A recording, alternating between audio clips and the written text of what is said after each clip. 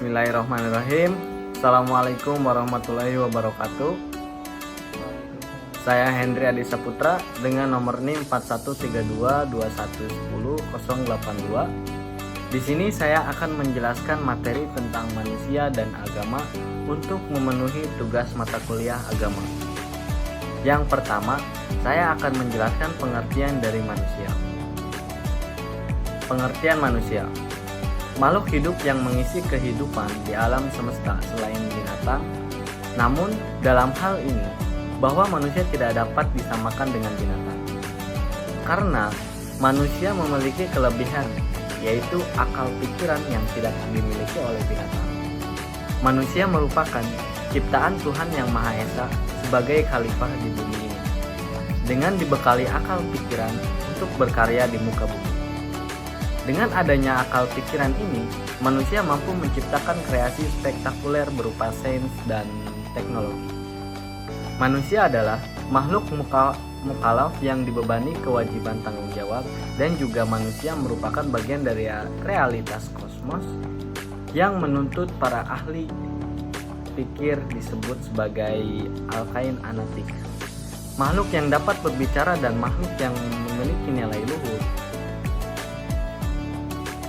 Ada beberapa istilah yang digunakan Al-Quran untuk menyebut manusia, yaitu insan, basyar, bani Adam, dan zuriati Adam.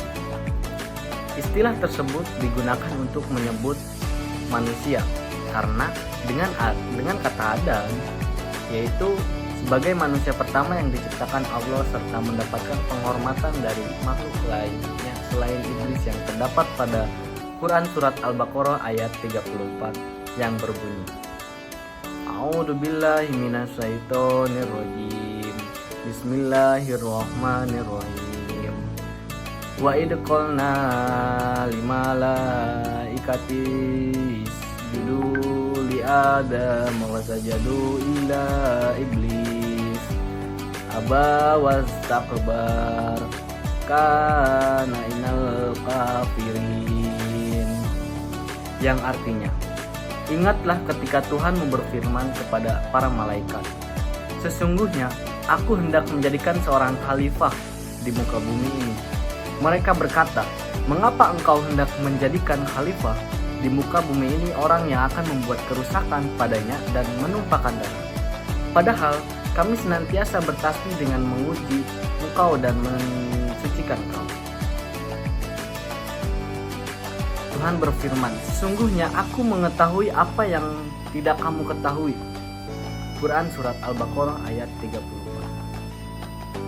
Fungsi manusia.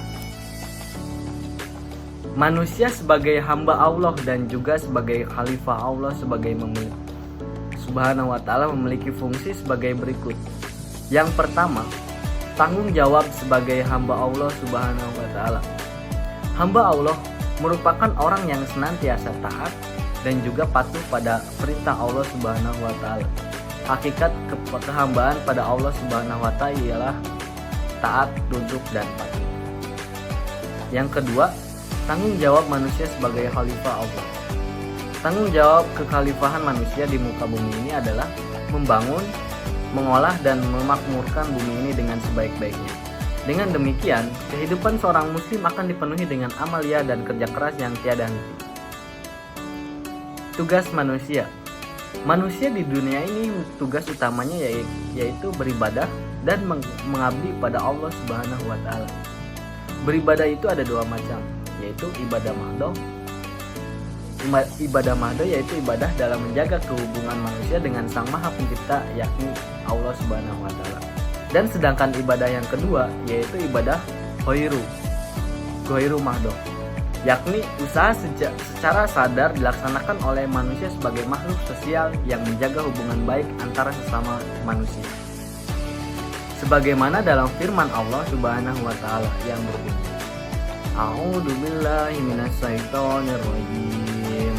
Bismillahirrahmanirrahim. Ya ayyuhalladzina amanu ista'inu bis-sabri was-salat innallaha ma'as sabirin. Yang artinya, Wahai orang-orang yang beriman, mohonlah pertolongan kepada Allah dengan sabar dan sholat. Sungguh Allah beserta orang-orang yang sabar.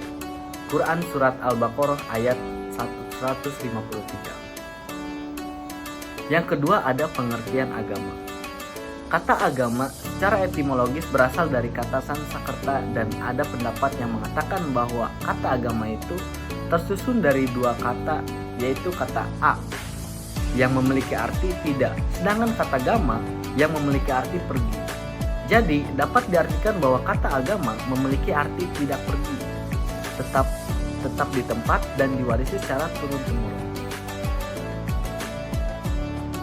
Jadi, agama berarti tidak berantakan atau teratur.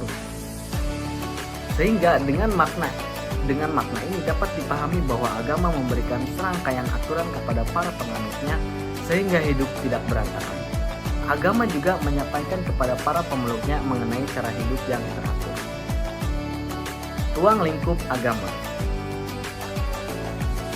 Dalam sebuah agama terdapat beberapa ruang lingkup dan itu menjadi pedoman pokok bagi agama tersebut, antara lain keyakinan, peribadatan, sistem nilai yang mengatur.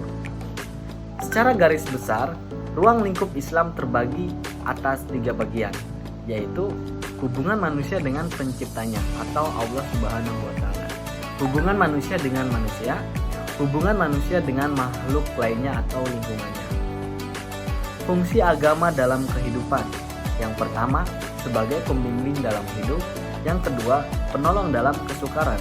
Yang ketiga, penentram batin. Keterkaitan manusia dan agama.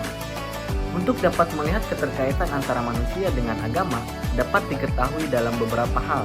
Di antaranya, yang pertama, kodrat manusia beragama. Untuk mengetahui kodrat manusia beragama ini, dapat dilihat pada beberapa fenomena berikut.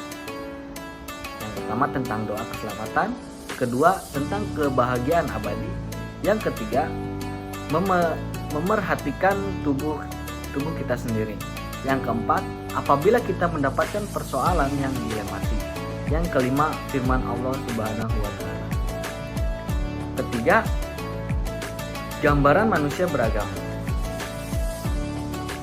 kebutuhan manusia akan agama. Manfaat agama untuk kelangsungan hidup manusia.